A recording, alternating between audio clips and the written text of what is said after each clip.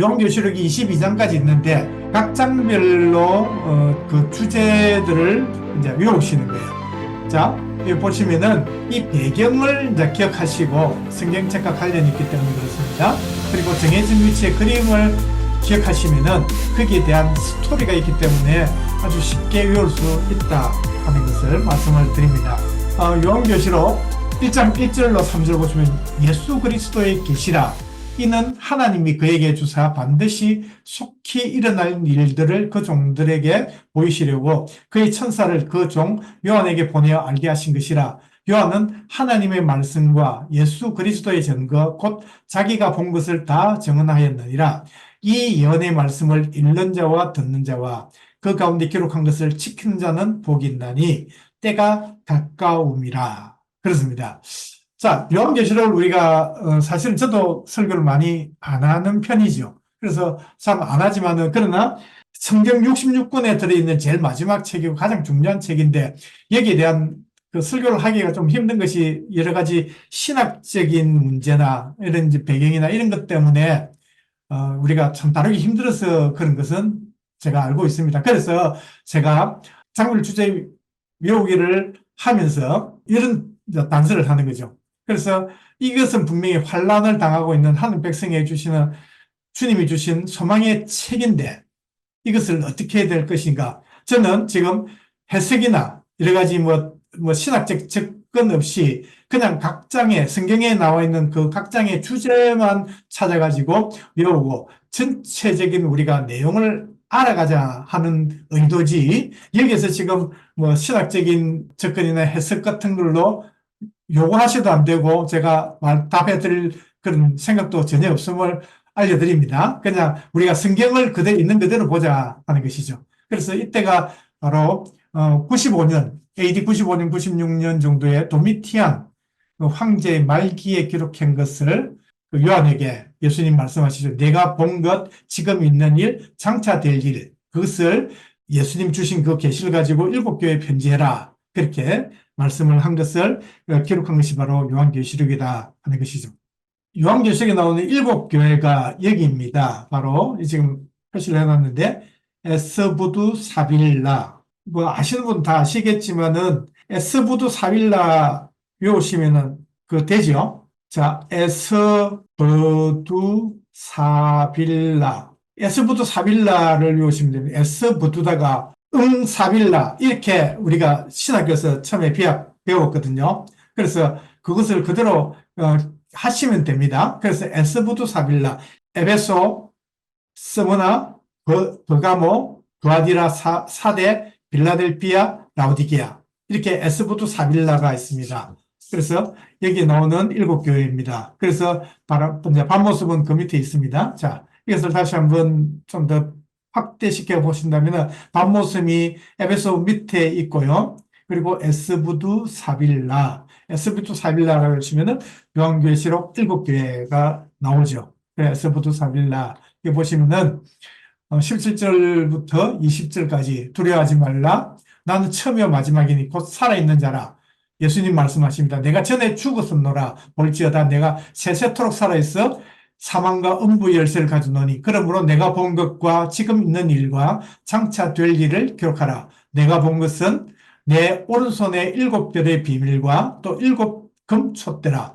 7별은 7교회 사자요 7촛대는 7교회니라.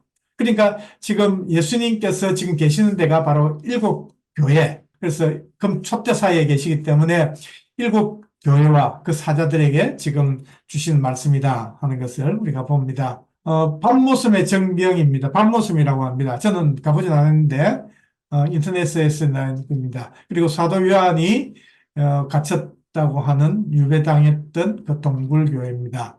그래서 이 안에는 이렇게 교회가 되어 있다 하는 것이죠. 지금은 그렇게 밤모섬이 큰 배가까지도 이렇게 들어오는 유명한 곳이 됐던 모양입니다.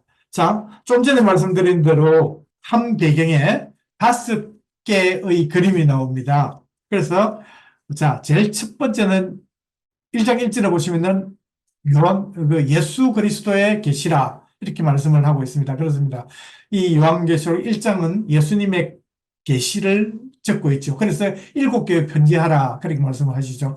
2장에서는요 에스보두 네 교회에 보냈고, 그리고 3장에는 그 사대 빌라델피아, 라오디게아, 그 사빌라 그 세 군데 보내죠. 1장, 2장, 3장입니다. 자, 그렇게 생각하시고, 자, 4장은요, 열린 문이 있는데, 그 길로 올라오라, 요한에게 그 말씀을 하시죠. 올라가니까 하나님의 보좌가 있는 거예요.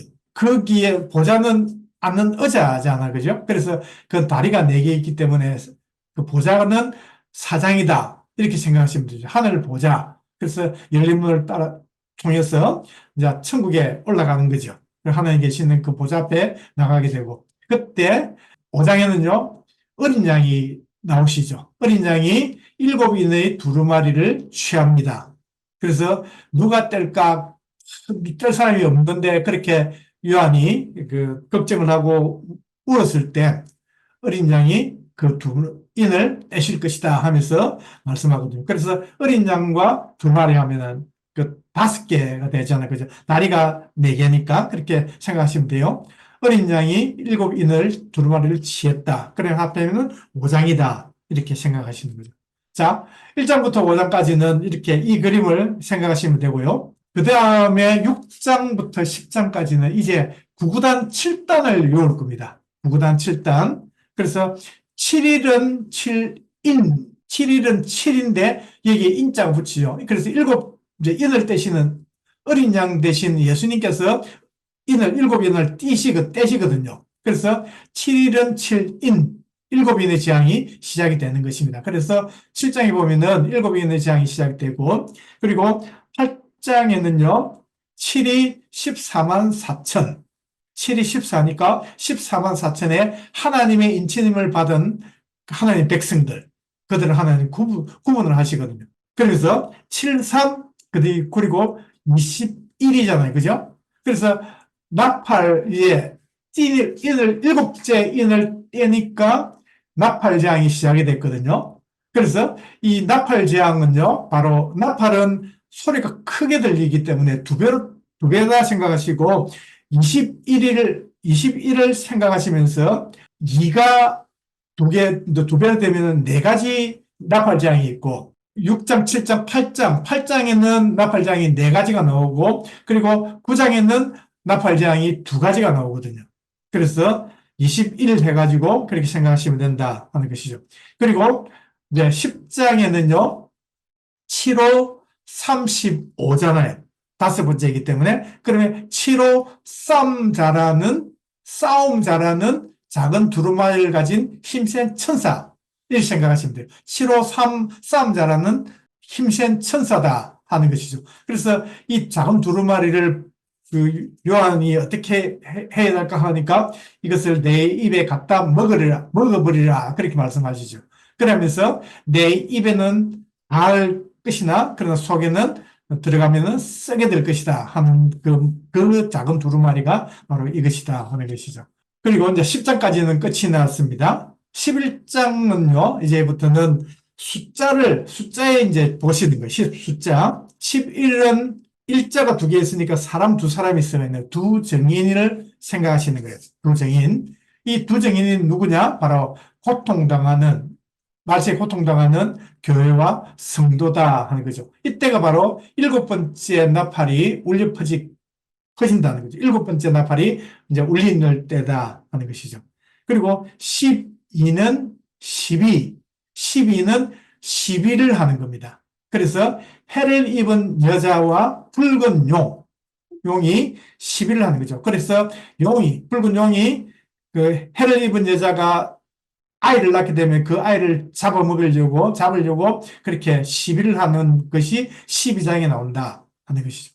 자, 13일에 금요일은 아주 불길하게 생각하죠. 13일에 금요일이라고 생각하고 13일이라고 생각하고 13은 불길하다 666 두 짐승과 666을 생각하시면 13장에는 666이 나오는구나. 666은 13장에 나오는구나. 이렇게 우리가 알 수 있다는 거죠.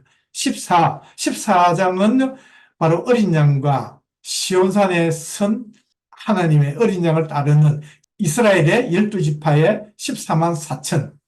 그래서 7장에도 하나님의 인침을 받았던 구원받은 하나님 백성들이고, 이것은 어린 양을 따르는 시온산에 있는 14만 4천이 14장에 나온다 하는 것이죠. 15장은 음력 15일은 보름이잖아요. 그때는 달이 휘영철렁해갖고 바다를 아주 밝게 비추듯이 15장은 유리바다에서 짐승과 우상을 이긴 자들이 하나님의 검은고를 가지고 하나님을 찬양하는 그 장이 바로 15장이다 하는 것을 봅니다. 16은 1, 6 하면은요, 1과 6을 더하면은, 육수담은 7대접.